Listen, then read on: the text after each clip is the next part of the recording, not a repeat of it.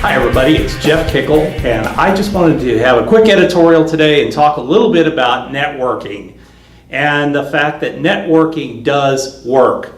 Recently I've had conversations with several people who've told me, you know what, networking doesn't work, or the group that I'm part of is not working, it's falling apart, it's getting bad, I'm not getting business out of it. Well, I say, whose fault is that but your own?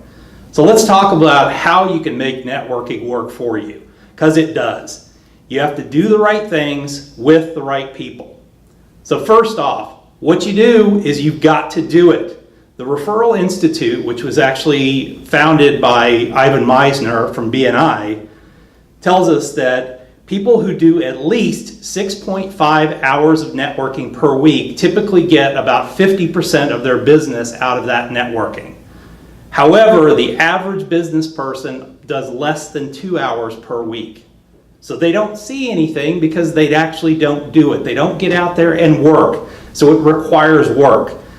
When I first came to Austin, one of the things that I did, because I didn't know a soul, and I decided to start a financial practice in a town where I knew not a soul, and also in a town where I didn't know anybody outside of the financial services industry. So I decided to go out and start networking.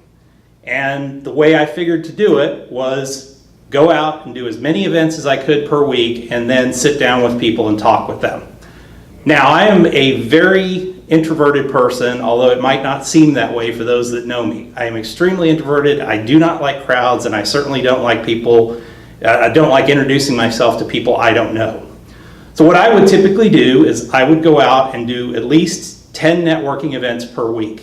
Now that was 5 lunches and either 5 breakfasts or 5 evening events. And I typically don't like doing evening events because I like to spend time with my wife and I try and leave that time for her as well as weekends. But I knew that if I was going to grow my business, I had to do this. And because I'm not real comfortable meeting a ton of different people, I was going to have to probably do more events to get what I needed to be done. So I would go to an event, and I would typically find 2 people at every event that I could meet.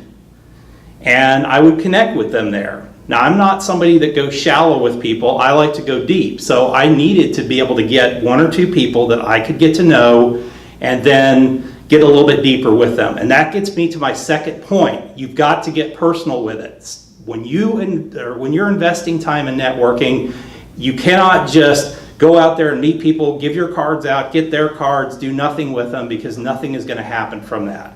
So one of the most important things that I found was you've got to do one-on-ones. So what I would do is I would go out there and meet these people, I would schedule a one-on-one to follow up with them, and the next week I would meet with them. So remember, I went to 10 networking events a week. That was 20 one-on-ones the following week plus 10 networking events. Now, I was building a business, so I didn't have other stuff to do at this time, so I was able to focus and spend 30 hours a week just doing networking.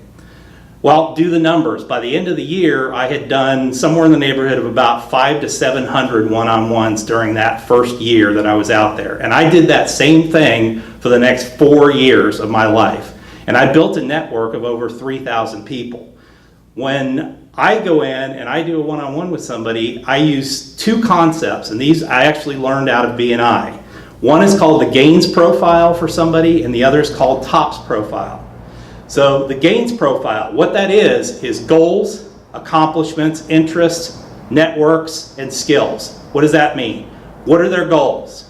What are their accomplishments? What are their interests, so you get to learn about them personally? What are the networks that they go to? Why is this important? Because if you're just now getting out there and networking, or you haven't done much networking, you need to find where other networkers go so that you can be at those events for 2 reasons.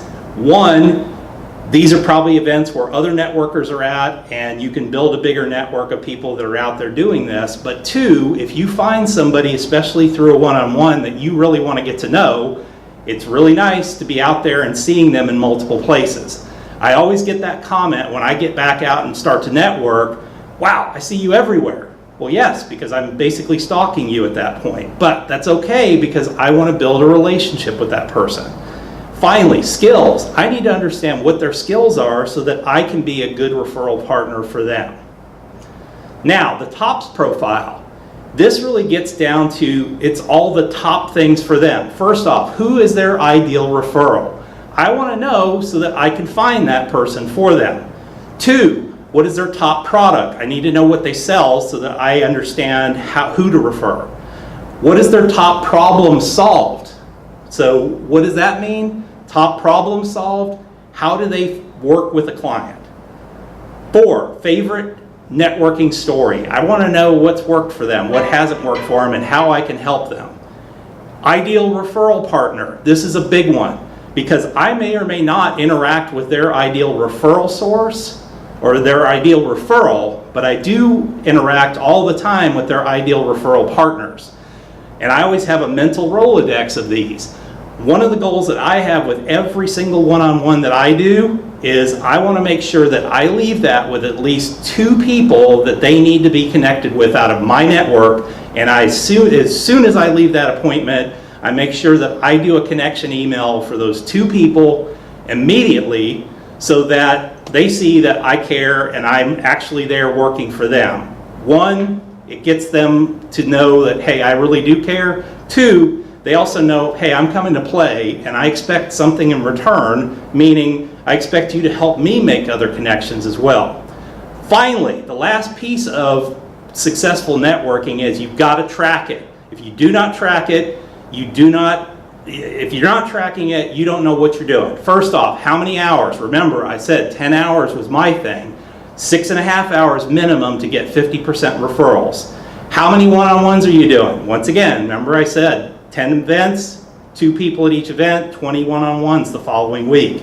How many connections did you make for others? Now notice I said you made for others, not they made for you, because this is about giver's gain. If I give to them, hopefully they will give back. If not, they're not in my network anymore. It's very simple. And then how much business have you closed for others? If they've referred business to you, have you referred or have you told them, hey, I was able to close this, or I was able to meet with this client and everything worked out well and I was able to close X number of business for them. And make sure that you send them a thank you note. It's very simple. Use things like send out cards or just simply write a handwritten thank you note and send that out to them. So that's what you need to do because networking works. Make sure you get out there and do it now. You've got the tools to do it. We'll see you later.